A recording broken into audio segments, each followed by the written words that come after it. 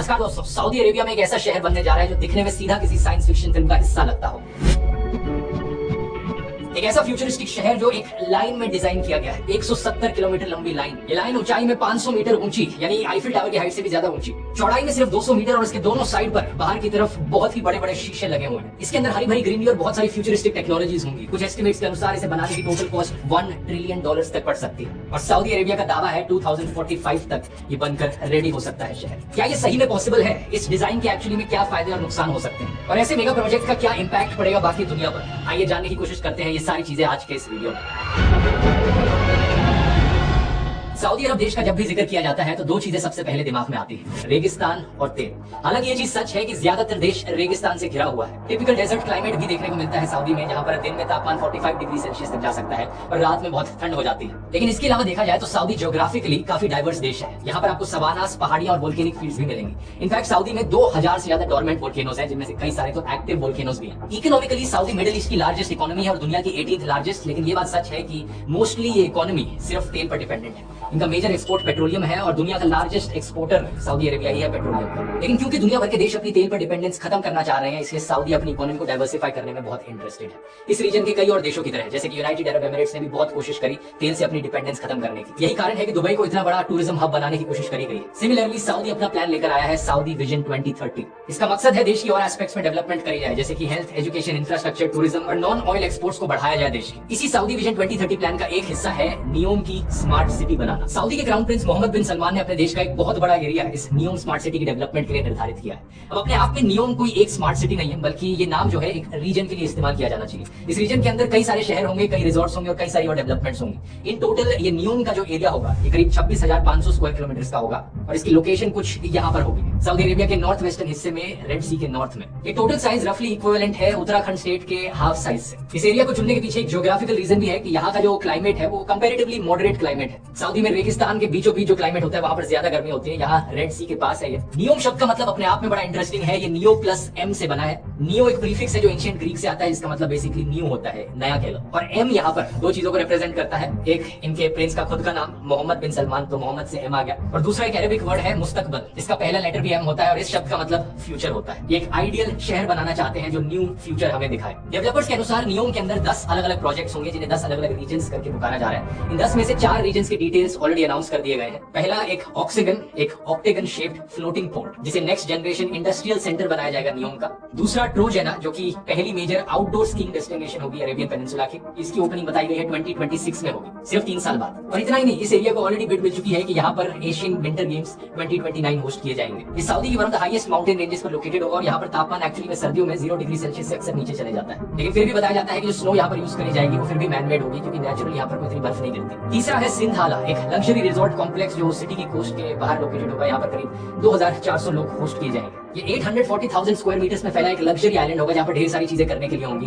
और new project का ये पहला हिस्सा होगा जो खुलेगा, क्योंकि इसकी ओपनिंग डेट ऑलरेडी अगले साल बताई जा रही है 2024 में। फिर आता है हमारा चौथा और सबसे unbelievable project, the line. The line को 10 जनवरी 2021 को अनाउंस किया गया था और बहुत से लोगों को डाउट था कि ये बनेगा भी या नहीं बनेगा, ये सिर्फ एक इमेजिनेशन करी जा रही है। लेकिन at this point of time इसकी कंस्ट्रक्शन ऑलरेडी शुरू हो चुकी है। इवन दो ये एक बहुत बड़ा डाउट है कि ऐसी टेक्नोलॉजीज ये चीजें बनाने की हमारे पास अभी एग्जिस्ट करती है या नहीं करती। सबसे खास बात इस प्रोजेक्ट के बारे में है इसका डिजाइन। 170 किलोमीटर लंबी एक लाइन, ये पूरा शहर 200-500 मीटर ऊंची स्काईस्क्रेपर्स के बीच में सिचुएटेड होगा। ऐसी इमारतें जो लीनियर होंगी, लाइन के फॉर्म में चलेंगी आगे और जिनकी बाहर की तरफ शीशा लगा होगा। अपने आप में जो आइडिया है ये कोई नया नहीं है। सिमिलर आइडियाज प्रपोज किए गए थे 1800s और मिड 1900s में भी। हालांकि तब किसी के पास इतने रिसोर्सेज नहीं थे और पैसा नहीं था इन सारी चीजों को एक्चुअली में इंप्लीमेंट करने के लिए। तो शहर एग्जांपल है 1960s के एक कॉन्सेप्ट का, जिसका नाम है आर्कोलॉजी। आर्कोलॉजी बनता है आर्किटेक्चर प्लस इकोलॉजी के शब्दों से। एक ऐसी फील्ड है जहां पर आर्किटेक्चर का इस तरीके से इस्तेमाल किया जाए कि हम डेंसली पॉपुलेटेड एरियाज बनाए शहरों में सबसे एफिशिएंट तरीकों से। एक ऐसा शहर जो अपनी आसपास के एनवायरनमेंट को सबसे कम डैमेज पहुंचाता हो। यही एक कारण बताया जाता है द लाइन के कॉन्सेप्ट के पीछे, कि लाइन में क्यों बनाना है इस शहर को, ताकि आसपास का जो भी नेचुरल लैंडस्केप है उसे कम से कम डैमेज पहुंचाया जा सके। इस आर्कोलॉजी के प्रिंसिपल से इंस्पायर्ड कुछ रियल लाइफ एग्जांपल्स अभी भी मौजूद है, जैसे कि अंटार्कटिका में मौजूद रिसर्च स्टेशंस। ऐसे रिसर्च स्टेशन जहां पर हजारों लोग रह सकते हैं, काम कर सकते हैं और अपनी बाहर की एनवायरनमेंट से इंसुलेटेड रहते हो, ताकि बाहर की एनवायरनमेंट पर कोई डैमेज ना पहुंचे और कंप्लीटली सेल्फ सफिशिएंट हो। द लाइन प्रोजेक्ट भी यही करने की कोशिश करेगा क्योंकि इसकी जो चौड़ाई होगी वो सिर्फ 200 मीटर की होगी। इसका मतलब 170 किलोमीटर बाय 200 मीटर, इसका जो एरिया है सिर्फ 34 स्क्वायर किलोमीटर का। और इसके डेवलपर्स के अनुसार यहाँ पर 9 मिलियन लोग रहेंगे। ये न्यूयॉर्क शहर की पॉपुलेशन है, लेकिन न्यूयॉर्क शहर के एरिया से करीब 20 गुना छोटा एरिया है, तो जो ओवरऑल फुटप्रिंट है वो बहुत छोटा हो गया। इस शहर के अंदर मल्टीपल लेयर्स प्लान करी गई है वर्टिकली देखा जाए तो, ताकि लोग 3 डायमेंशंस में मूव कर पाए, ऊपर नीचे और साइड में। और इस नए कॉन्सेप्ट को इन्होंने नाम दिया है जीरो ग्रेविटी अर्बनिज्म। ऊपर से इनके डेवलपर्स का दावा है कि न्यूम को 100% रिन्यूएबल एनर्जी से पावर किया जाएगा, सोलर, विंड और हाइड्रोजन बेस्ड पावर जनरेशन का इस्तेमाल किया जाएगा। इसके अंदर ट्रांसपोर्टेशन के लिए कोई सड़कें नहीं होंगी, कोई गाड़ी नहीं होंगी, बल्कि लोगों के चलने की जगह होंगी जहां पर पार्क्स होंगे, ग्रीन स्पेसेस होंगी। और क्योंकि 170 किलोमीटर लंबी लाइन है, हाई स्पीड ट्रांसपोर्टेशन का इस्तेमाल किया जाएगा लाइन को एंड टू एंड कनेक्ट करने के लिए। अंदर का डिजाइन इस तरीके से होगा, इनका कहना है कि हर चीज 5 मिनट के वॉकिंग डिस्टेंस पे available. Residents have access to all their daily needs within 5-minute walk neighborhoods. अंदर क्लाइमेट कंट्रोल भी किया जाएगा ताकि एक कंसिस्टेंट क्लाइमेट रखा जा सके, इवन दो अगर बाहर बहुत जल्दी हुई गर्मी भी है। और क्योंकि ये लाइन एक एंड से समुद्र तक जाएगी, रेड सी तक, इसे ट्रेडिंग के लिए भी एक बड़ी पोटेंशियल बताया जाता है, क्योंकि दुनिया की ट्रेड का 13% हिस्सा एक्चुअली में सुएज कैनाल से होता हुआ गुजरता है। ऊपर से एक नियोम बे एयरपोर्ट बनाया जाएगा इसके पास। इसकी लोकेशन ऐसी होगी कि 40% दुनिया की चीजें उससे सिर्फ 6 घंटे दूर हो। ये तो इसलिए क्योंकि सऊदी अरेबिया की अपने आप में ही लोकेशन ऐसी है कि यूरोप, एशिया, अफ्रीका सबका सेंट्रल पॉइंट बन जाता है। फिर इनके डेवलपर्स का दावा है कि आर्टिफिशियल इंटेलिजेंस को द लाइन में सीमलेसली इंटीग्रेट किया जाएगा, पर्सनल और कमर्शियल लाइफ दोनों में। यहाँ सिस्टम्स बनाए जाएंगे जो डेटा गैदर करे, एनालाइज करे और हर किसी को पर्सनली केटर करे उससे। इसका एग्जैक्टली मतलब क्या हो सकता है ये गेस करना बड़ा मुश्किल है, लेकिन ये एक बड़ी डिस्टोपियन चीज भी हो सकती है। आप इस स्मार्ट शहर के अंदर जहां भी घूमते हैं, जहां भी जाते हैं, आपको ट्रैक किया जाएगा और उसके बेसिस पर आपको एड्स बेची जाएंगी या प्रोडक्ट सेल किए जाएंगे। एक बहुत बड़ा डेंजर पॉइंट है इसे फ्यूचरिस्टिक शहरों का। वैसे ये चीज ऑलरेडी कुछ हद तक आपके साथ ऑलरेडी करी जाती है जब आप इंटरनेट का इस्तेमाल करते हैं। जहां आप जिस वेबसाइट पर जाते हैं वो वेबसाइट आपको ट्रैक करती है, आपके लाइक्स और डिसलाइक्स को समझती है कि अमेज़न पर आप क्या खरीद रहे हैं, सर्च क्या कर रहे हैं, गूगल पर किस चीज के लिए सर्च कर रहे हैं। अच्छा, आपको उस चीज में इंटरेस्ट है तो आपको जो एड्स दिखाई जाएंगी उसी प्रोडक्ट की दिखाई जाएंगी जिस चीज में आपको इंटरेस्ट होगा। इस तरह की ट्रैकिंग अगर एक नेक्स्ट लेवल पर पहुंच गई और भी खतरनाक हो सकती है। लेकिन इंटरनेट पर अपने आप को ट्रैक होने से बचाने का एक बहुत ही आसान तरीका है वीपीएन का इस्तेमाल करना। और मेरी राय में one of the best VPN apps है यहाँ पर नॉर्ड वीपीएन। समझते हैं द लाइन प्रोजेक्ट की डार्क साइड को, क्यों ये शायद कभी पॉसिबल ना हो पाए। इस लाइन प्रोजेक्ट को कंप्लीट करने में सबसे पहला और सबसे बड़ा चैलेंज आएगा पैसे का। इस प्रोजेक्ट को फाइनेंस किया जा रहा है सऊदी अरेबिया के sovereign wealth private investment fund का, पब्लिक इन्वेस्टमेंट फंड इसका नाम है। ये बेसिकली इनके देश की सरकार के द्वारा बनाया गया एक फंड है जिसके पास बहुत पैसा है, नो डाउट। एस्टिमेट किया जाता है $620 बिलियन वर्थ ऑफ पैसा इस फंड में है। लेकिन यहाँ 2 प्रॉब्लम्स हैं। पहला तो ये कि ये जो फंड का पैसा है ये सऊदी अरेबिया की इकोनॉमी पर बहुत ज्यादा डिपेंड करता है, जो कि ऑयल पर आधारित है। ऑयल का प्राइस मार्केट में बहुत ज्यादा ऊपर नीचे होते रह सकता है। जैसे कि 2020 में रियाद ने फिस्कल डेफिसिट देखा था $79 बिलियन का। और ये एक ऐसा देश है जहां पर 60% रिसोर्सेज ऑयल से डायरेक्टली रिलेटेड है। 2021 में सिर्फ 9% इनके जो एक्सपोर्ट्स हुए थे वो नॉन ऑयल एक्सपोर्ट्स थे। तो अगर इस इतने बड़े प्रोजेक्ट को बनाने के लिए यहाँ से पैसा आएगा तो बहुत वोलेटाइल पैसा है, पता नहीं फ्यूचर में कितना नीचे गिर जाए ये पैसा। लेकिन दूसरी प्रॉब्लम ये है कि अगर इस फंड का सारा $600 बिलियन का पैसा भी इस प्रोजेक्ट में लगाया जाए तो भी काफी नहीं होगा। इनिशियल प्लान था नियम को साल 2030 तक कंप्लीट करने का और इसके लिए $500 बिलियन एलोकेट किए गए थे। कुछ रिपोर्ट्स का कहना है कि ये चीज साल 2050 तक भी कंप्लीट ना हो और उसकी वजह से कॉस्ट और भी ज्यादा बढ़ जाएंगी। इसी कारण से एस्टिमेट किया गया है कि इस पूरे प्रोजेक्ट की कॉस्ट $1 ट्रिलियन पड़ सकती है। अब $1 ट्रिलियन तो उनके फंड के पास भी नहीं है, तो बाकी और इन्वेस्टर्स की जरूरत पड़ेगी बाहर के देशों से। और रिसर्च से हमें पता चला है कि कुछ डिस्कशंस हुई है इनकी फॉरेन कंपनीज के साथ, कुछ रशियन कंपनीज हैं, लेकिन मोर और लेस फॉरेन इन्वेस्टमेंट अट्रैक्ट करने में सऊदी अरेबिया सक्सेसफुल नहीं हो पाया है इस प्रोजेक्ट को लेकर। दूसरी बड़ी प्रॉब्लम आती है टेक्नोलॉजी को लेकर। अगर लाइन जैसे प्रोजेक्ट को असलियत में बनाना है तो यहाँ पर बहुत सारी ऐसी टेक्नोलॉजीज का यूज किया जाएगा जो असली में एग्जिस्ट ही नहीं करती। जैसे कि इनका ट्रांसपोर्टेशन सिस्टम,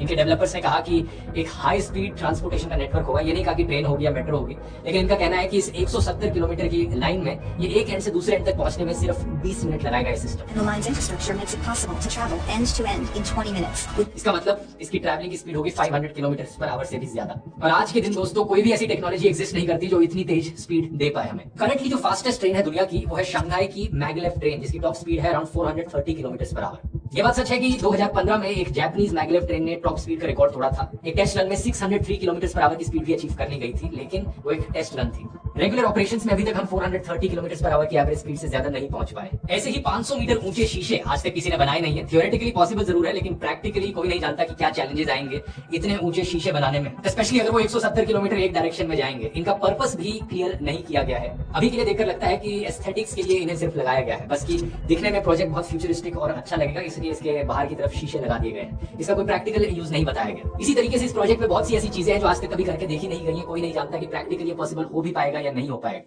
तीसरा पॉइंट आता है एनवायरमेंट का। हालांकि इन्होंने क्लेम किया है कि एनवायरमेंट पर इसका मिनिमल इंपैक्ट होगा, इसलिए इसे स्ट्रेट लाइन में बनाया जा रहा है, लेकिन बाहर की तरफ शीशे लगाना उससे एनिमल मूवमेंट पर क्या इंपैक्ट पड़ेगा? माइग्रेटरी बर्ड्स के लिए बहुत ही खतरनाक चीज हो सकती है। साथ ही साथ एक कंटिन्यूस दीवार सी बना देना जिसमें इधर से उधर जाने की कोई बीच में जगह ही ना बचे, ये लैंड एनिमल्स की क्रॉसिंग में भी बहुत ज्यादा इंटरफेयर करेगा। ऊपर से कई लोगों ने इस चीज को क्रिटिसाइज किया है कि ये प्रोजेक्ट अपने आप को बड़ा सस्टेनेबल और जीरो कार्बन एमिशंस वाला बताता है, लेकिन दो 500 मीटर ऊंची लंबी बिल्डिंगें बनाना जो शीशे से कवर्ड हो और जो इतना दूर तक एक्सटेंड करें, इन्हें लो कार्बन मटेरियल से बनाना नेक्स्ट टू इम्पॉसिबल है। यूएनएसडब्ल्यू के प्रोफेसर फिलिप ओल्डफील्ड का कहना है कि ये सब अचीव करने के लिए एक फिनोमिनल क्वांटिटी लगेगी स्टील, ग्लास और कंक्रीट की, और सिर्फ इस लाइन को बनाने में ही ये 1.8 billion ton carbon dioxide release होगी। पूरा यूके का देश जो अपने कार्बन एमिशंस एमिट करता है 4 सालों में, ये उसके इक्विवेलेंट है। अपने इन्वायरमेंटल इंपैक्ट के चलते नियम को अक्टूबर 2022 में भी क्रिटिसाइज किया गया था, जब इसने होस्टिंग राइट्स जीते थे 2029 के एशियन विंटर गेम्स। एक ऐसे देश में विंटर गेम्स होस्ट कराने का क्या तुक बना जहां पर स्कीइंग की नेचुरली कोई जगह ही मौजूद नहीं होती, सभी कुछ आर्टिफिशियल एनवायरनमेंट में क्रिएट होगा। इससे कितना ज्यादा इंपैक्ट पड़ेगा एनर्जी पर, लोकल वाटर रिसोर्सेज पर। फिर आती है आर्किटेक्चरल प्रॉब्लम्स। ये जो लाइन का डिजाइन है, ये बात सच है कि इसमें एरिया बहुत बचेगा,